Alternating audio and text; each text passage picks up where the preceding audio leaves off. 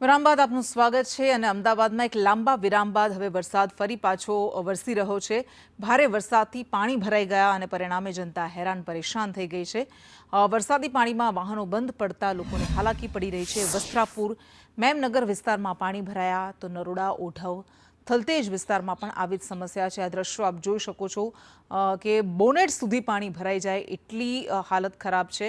વધુ વિગત સાથે સંવાદદાતા જિગ્નેશ પટેલ આપણી સાથે જોડાઈ ગયા છે। જિગ્નેશ, કયા વિસ્તારમાં, અમદાવાદના કયા વિસ્તારમાં કેવી હાલત છે?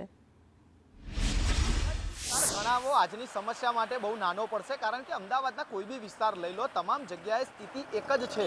રસ્તા છે પરંતુ રસ્તા ઉપર પાણી છે અને તે પાણીમાં જનતા પરેશાન છે।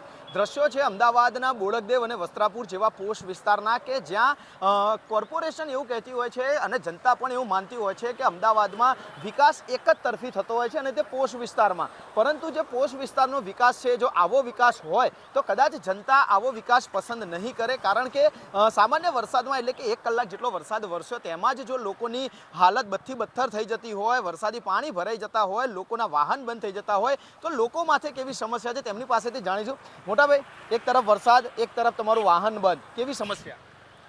સમસ્યા એવી કે પાણી બસ ભરાઈ ગયા પછી 2-3 કલાક સુધી જતું નથી, કેમ કે પાણીનો ગરકાવ એવું થઈ ગયો હોય છે એના માટે।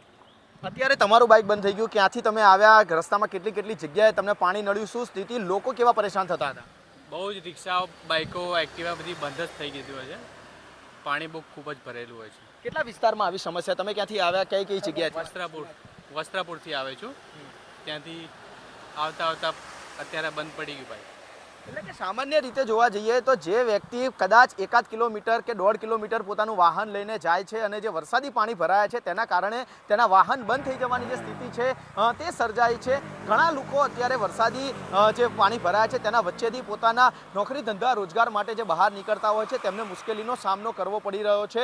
બીજી તરફ જ્યારે વરસાદ આવે ત્યારે લોકો એક જ માંગ કરતા હોય છે કે તંત્ર આની યોગ્ય કામગીરી કરે અને વરસાદી પાણીનો નિકાલ કરે, પરંતુ દર ચોમાસે માંગ થાય છે, પરંતુ તે માંગ પૂરી ક્યારે થશે તે સૌથી મોટો પ્રશ્ન છે। કારણ કે દર વર્ષે સ્ટેન્ડિંગ કમિટીની મિટિંગમાં, એટલે કે જ્યારે વરસાદ ચોમાસા પહેલાં જ્યારે મિટિંગ મળતી હોય છે ત્યારે બે મોટી વાતો કરવામાં આવતી હોય છે તંત્ર દ્વારા। એક તો કરોડો રૂપિયાનું બજેટ કે જે આ વરસાદી પાણી છે તેના નિકાલ માટે ફાળવવામાં આવશે, અને બીજી તરફ જે લોકોને આવી સમસ્યાનો સામનો ચાલુ વર્ષે અથવા તો આવતા ચોમાસામાં નહીં કરવો પડે, તંત્ર દ્વારા, પ્રશાસન દ્વારા આવા વાયદાઓ દર વખતે લોકોને આપવામાં આવે છે। લોકો તે વાયદાઓ અને આશ્વાસન માની પણ લે છે, પરંતુ જ્યારે વરસાદ પડે ત્યારે ફરી પાછી સ્થિતિ ઠેરના ઠેર હોય છે અને એ જ સ્થિતિમાં તમામ શહેરીજનોને પરેશાન થવાનો સમય આવતો હોય છે।